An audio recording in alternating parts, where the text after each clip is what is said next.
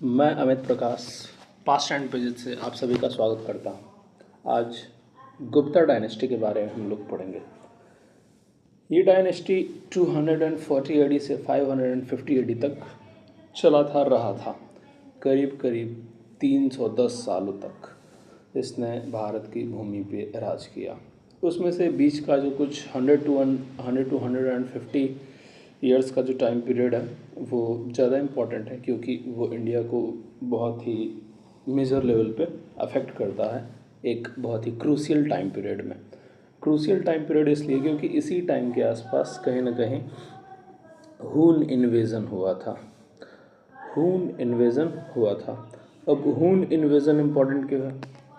क्योंकि central Asia से दो ही मेजर इन्वेजन होते हैं जो इंडिया या एशिया को ही नहीं, मतलब India, China, Persia, Syria, Iraq जो मॉडर्न टाइम है, मॉडर्न डे में है वो, और यूरोप, इन सभी को प्रभावित करता है।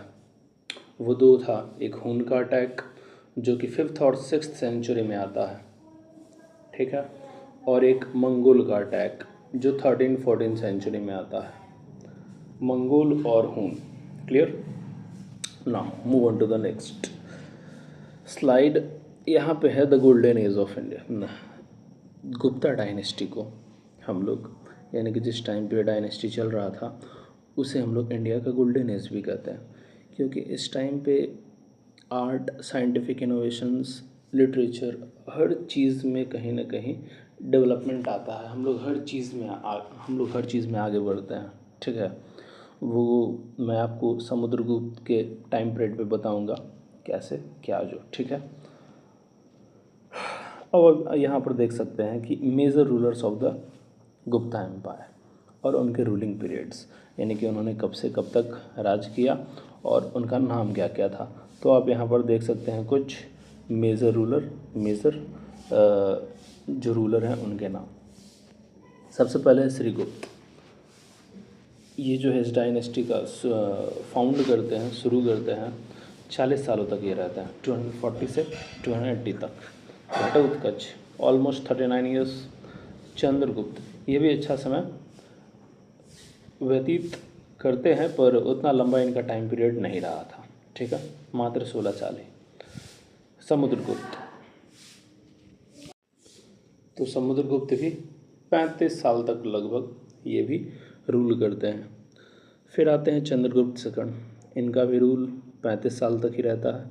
कुमारगुप्त वन 40 साल तक। स्कंदगुप्त कोई बहुत ज़्यादा लंबा टाइम पीरियड नहीं रहता है, 12 ईयर्स। और इनके ही टाइम पीरियड पे गुप्त एम्पायर काफ़ी कमज़ोर हो चुका था। दो हून इन्वेजन्स इनके टाइम पीरियड पे हुए थे। हालांकि इन्होंने सबको झेल लिया था, सबको डिफंक्ट कर दिया था, है ना, बचा लिया था, पर इसके बाद से एम्पायर टूटने लगता है, कहीं ना कहीं टूटने लगता है लगातार इन हून इन्वेजन्स के कारण, ठीक है। इसके बाद आता है सबसे लास्ट जो हमारे रूलर हैं, विष्णुगुप्त। 540 एडी से आपका 550 एडी तक, और इसके बाद ये एम्पायर ही ऑल टुगेदर ख़त्म हो जाता है, ठीक है। ये आपका हिंदी में है। अब आते हैं श्रीगुप्त पे। तो श्रीगुप्त जो है वो इस एम्पायर के फाउंडर थे, ठीक है। सबसे इम्पॉर्टेंट पॉइंट इनका ये है। दूसरा जो सबसे इम्पॉर्टेंट पॉइंट इनके लिए है वो है कि इन्होंने महाराजा का टाइटल लिया था। तीसरा ऐसा इम्पॉर्टेंट पॉइंट ये हो सकता है कि इनका जो एम्पायर या किंगडम है, शुरू में छोटा था तो किंगडम ही कहेंगे, किंगडम है वो मगध रीजन के आसपास था, है ना। अब इसमें जो है यहाँ पे आप देख रहे होंगे बिलीव्ड टू बी, है ना, मतलब कि ऐसा माना जाता है कि, क्योंकि हिस्टोरियंस का कुछ अलग अलग राय है। किन्हीं का मानना है कि काशी के आसपास जो है ये अपने एम्पायर किंगडम का फाउंड करते हैं, शुरुआत करते हैं। कुछ लोगों का मानना है नहीं, ये मगध रीजन में ही हुआ था, ठीक है। आगे आते हैं कंट्रीब्यूशन। तो कंट्रीब्यूशन इनका ज़्यादा कुछ है नहीं। इन्होंने ये डायनेस्टी को फाउंड किया, और ऐसा माना जाता है कि ये पहले कभी माइनर किंग या वैसल रहे होंगे। वैसल मतलब होता है कि किसी और एम्पायर का हिस्सा ही रहे होंगे। बाद में इन्होंने इंडिपेंडेंट अपने आप को कर लिया होगा कि नहीं, अब मैं तुम्हारा बात नहीं मानूंगा। माइनर किंग मतलब हुआ वही कि कोई छोटे राजा रहे होंगे लेकिन किसी के अंडर में रहे होंगे, ठीक है। बाद में इन्होंने खुद को इंडिपेंडेंट कर लिया होगा। कल्चरल कंट्रीब्यूशन में यहाँ पे ई जिंग जो एक चाइनीज़ मॉन्क है, वो बताते हैं कि इन्होंने मृगशिखावन नाम के, बंगाल में जो है एक जगह है मृगशिखावन, वहाँ पे मोनास्ट्री बनाने में हेल्प किया था, उसका परमिशन दिया था। तो इससे ये पता चलता है कि ये लोग टॉलरेंट बहुत हैं। आपको आगे भी पता चलेगा कि ये लोग बहुत ज़्यादा टॉलरेंट रहे थे, है ना, दूसरे रिलीजन को लेकर के। अपना काम तो करते थे लेकिन किसी से नफ़रत की भावना नहीं रहती थी इनमें। सेकंड रूलर जो है श्रीगुप्त के बाद आते हैं घटोत्कच। ये श्रीगुप्त के ही पुत्र थे, ठीक है। 39 सालों तक ये शासन करते हैं। अपने पिता के तरह ही ये भी जो है महाराजा का टाइटल लेते हैं।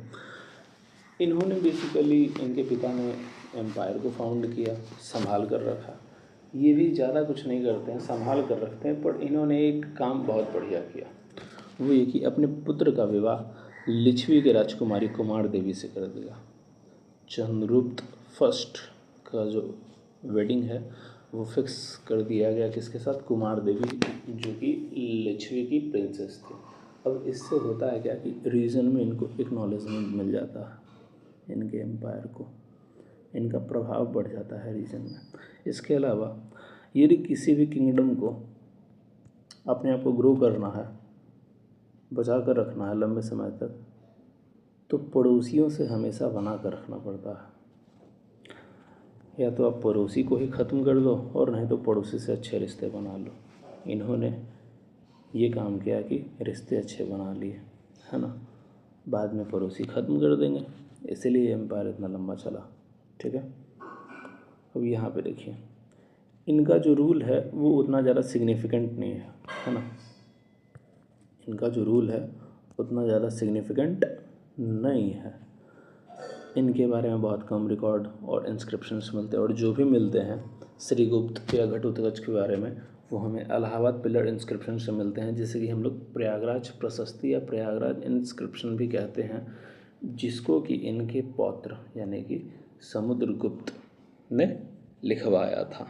चंद्रगुप्त फर्स्ट भी ज़्यादा कुछ उसके इंस्क्रिप्शन के साक्ष्य नहीं मिलते हैं हमें, सीधे समुद्रगुप्त के ही इंस्क्रिप्शन के साक्ष्य मिलते हैं, एविडेंस मिलते हैं, जिससे कि हम लोग सबके बारे में जान पाते हैं, ठीक है।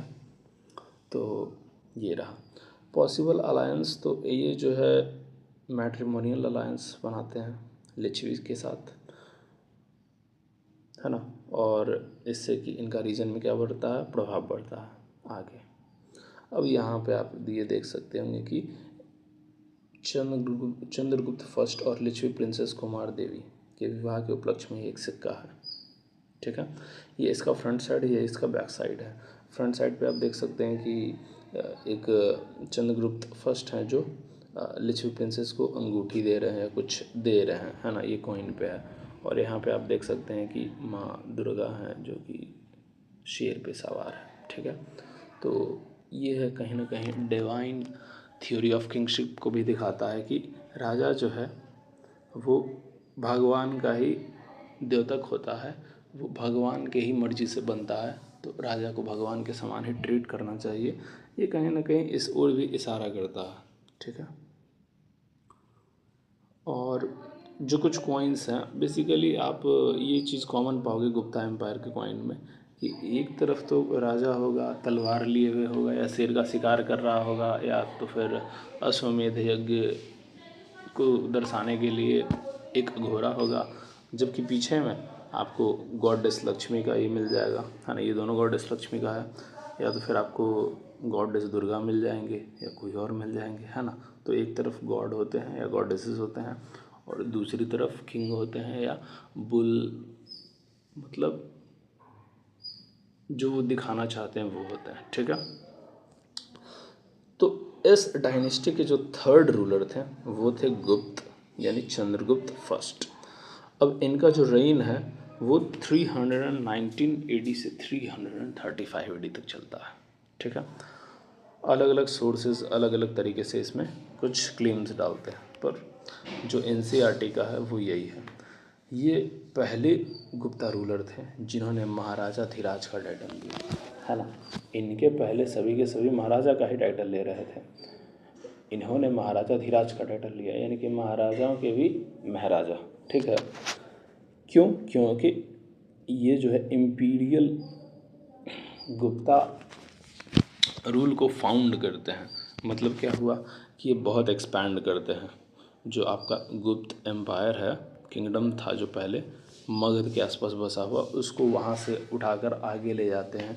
साकेत का इलाका जो कि अयोध्या का इलाका है, प्रयागराज का इलाका, बनारस का इलाका, इन सभी एरियाज़ को ये अपने किंगडम में शामिल करते हैं। वो मैं आपको मैप में दिखा दूंगा, ठीक है। इन्होंने गुप्ता को एक रीजनल पावर से एम्पायर का शक्ल दे दिया, है ना। रीजनल पावर से एक एम्पायर बना दिया, और यहीं से हमारा गुप्त का गोल्डन एज स्टार्ट हो जाता है, ठीक है। मैट्रिमोनियल अलायंस जैसे कि बता चुका हूँ कि इन्होंने कुमार देवी से विवाह किया था। लिच्छवी वंश के राजकुमारी कुमार देवी से विवाह किया था। अब इस अलायंस से क्या होता है कि इनका पॉलिटिकल और मिलिट्री इन्फ्लुएंस नॉर्थ इंडिया में बहुत ज़्यादा इंक्रीज़ करता है। पॉलिटिकली ये अच्छे पोजीशन में आ जाते हैं, क्योंकि इनका एक पड़ोसी लिच्छवी आपका मगध का ही पड़ोसी है ना, वैशाली के तरफ का इलाका, हाजीपुर मुजफ्फरपुर का इलाका, नेपाल तक लिच्छवी को माना जाता है कि उस टाइम पे लिच्छवी जो है नेपाल तक का एरिया को अपने अंडर में लिए हुए था, ठीक है। तो यहाँ पर एक नेबर शांत हो गया, वहाँ से अब कोई झगड़ा नहीं, है ना, कोई मतभेद होने का संभावना नहीं, ठीक है। तो इससे पॉलिटिकली क्या होते हैं, स्टेबल हो जाते हैं। मिलिट्रियली भी प्रेशर कम होता है, तो ये बिहार, उत्तर प्रदेश और बंगाल की ओर क्या करते हैं, अपना एरिया को एक्सपैंड करते हैं, टेरिटोरियल एक्सपेंशन पे ध्यान देते हैं, ठीक है। यहाँ पर आपको मैंने बताया कॉइन को ही लेकर है ना, कि एक कॉइन रिलीज़ किया गया था जो कि गोल्ड में था, जो किस में था, गोल्ड में था। और उस टाइम पे गोल्ड कॉइन्स को दिनार कहते थे। गोल्ड कॉइन्स को क्या कहते थे, दिनार।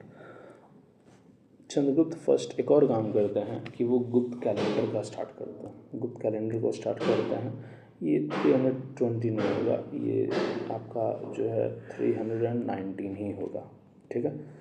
NCERT में ये दिया 319 AD से आपका गुप्त कैलेंडर स्टार्ट होता है। वो एक न्यू कैलेंडर भी स्टार्ट करते हैं शकों को हराने के खुशी में। शकों को ये हरा देते हैं इस टाइम पे आते ही, तो इसी खुशी में गुप्त कैलेंडर स्टार्ट करते हैं कि अब ये जो है गुप्त का समय शुरू हो गया, दर्शाना चाह रहे थे। कैपिटल ये पाटलिपुत्र बनाते हैं, है ना। अब major political and cultural centre उस टाइम पे रहा करता था हमारा ये पाटलिपुत्र। मौर्य के टाइम पे ही पाटलिपुत्र में जाना गया था, तो चल रहा था। लीगेसी, ये अपने पुत्र समुद्रगुप्त को एक अच्छा स्टेज देते हैं, ठीक है। स्ट्रैटेजिक मैरिजेज एंड गवर्नेंस जो है, इसके कारण से ये मैरिजेज जो है आगे आपको चलकर पता चलेगा कि बहुत बड़ा रोल निभाता है गुप्त डायनेस्टी के एक्सपेंशन में।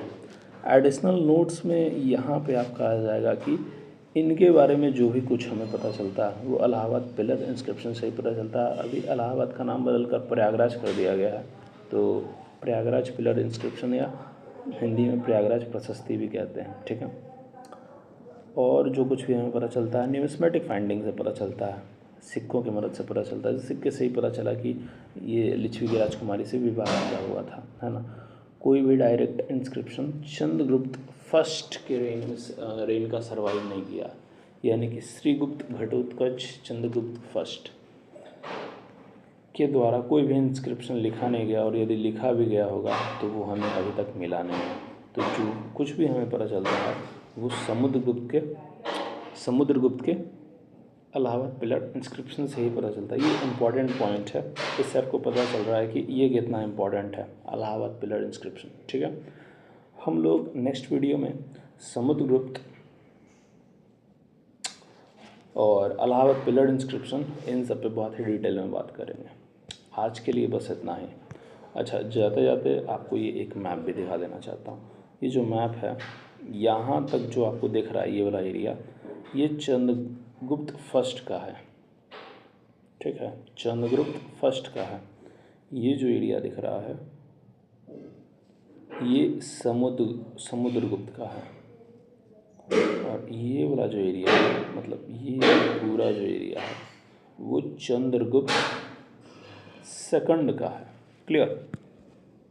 इस तरह से गुप्ता एम्पायर एक्सपेंड किया था। पहले वो यहाँ था, चंद्रगुप्त फर्स्ट ने इसे एक्सपेंड किया इतना, समुद्रगुप्त आतंक मचा देता है, बहुत एक्सपैंड करता है। चंद्रगुप्त सेकंड भी आते हैं, एम्पायर को बचा कर भी रखते हैं, एक्सपैंड भी करते हैं। उसके बाद से कहीं ना कहीं एम्पायर जो है बैक्स फुट पे चला जाता है। ठीक है, तो आज के लिए बस इतना है। नमस्कार।